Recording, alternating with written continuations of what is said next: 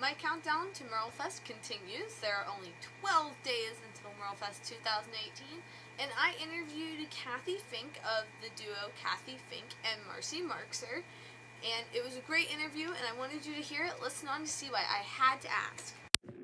Hi, I'm Lillian, and I'm with Cathy Fink. Welcome to the show. Thank you so much, Lily. How are you today? I'm good. How are you? I'm doing great. It's a beautiful day here in the mountains of North Carolina. Oh. So, how did you get your start playing folk music, especially in the children's folk music category? Well, that really happened organically with the rest of my folk music career. I started playing music for kids when I was a teenager, at the same time as I was starting to get a handle on learning about songwriting and traditional folk music, and it was pretty natural not to restrict myself to one audience. I was doing some work with a variety of kids organizations, Girl Scouts, daycare centers. I was an intern in an elementary school, and so it just made perfect sense to extend the music I was doing to include younger audiences. That's great. So I know you and your musical counterpart, Marcy Marxer, have won 2 Grammys in the course of your career. When they call your name and say that you won a Grammy, what goes through your mind? Well, the first time we won, nothing went through our mind besides total shock. We had been previously nominated 11 times and not won, and it was fun for every nomination. But when they actually call your name, I confess it is more fun, and it was really quite a thrill. That's cool. So I was listening to some of your music, and I was listening to Dancing in the Kitchen, and it focuses on hanging out and enjoying music with all different types of families. How do you feel that music connects all these different types of people together? I think music is one of the things that absolutely connects people together. It's particularly in the case of Dancing in the Kitchen, it's joyful, it's welcoming, it's open-hearted, and it's really meant to remind us that basically we're all here on this earth together. And the more we welcome each other and love each other, the better off we are. So you have a movie tribute to Ella Jenkins, and I know that she's considered the first lady of children's folk songs. Can you educate my listeners a little bit about her? Sure. Ella Jenkins is now, I think, 92 or 93 years old. For more than 50 years, probably about 60 years, she toured and performed playing music for children's audiences and family audiences. She made, I think, about 40 recordings for Smithsonian Folkways Recordings, Wow. which previously was just called Folkways Records. And these recordings were in every single preschool and early childhood classroom in the country.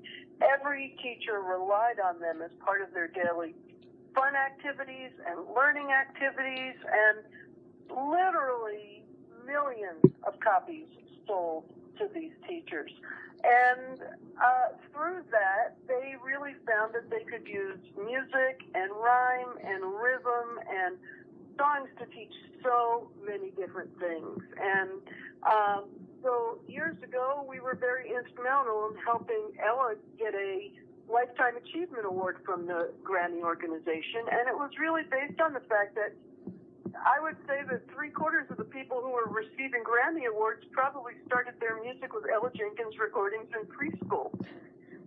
Lovely person, loved teaching about different cultures to kids through music and through drumming and rhythms, and really one of the very first people to make a dedicated career out of playing music for kids. Oh, that's really cool. So I was wondering, how many instruments do you play, and how many instruments you currently have in your house? That's a funny question. I play about 5 instruments well. I play banjo, guitar, fiddle,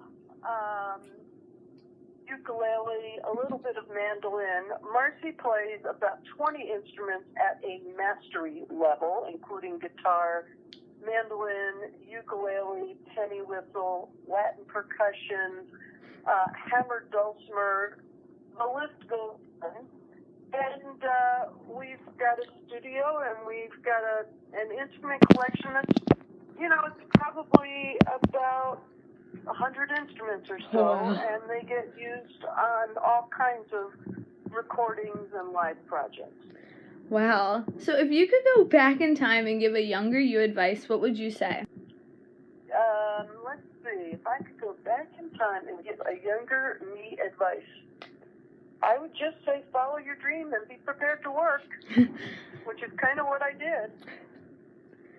So my podcast and blog are called I Had to Ask, and I was wondering, what question do you wish people had to ask you in interviews? I had to ask.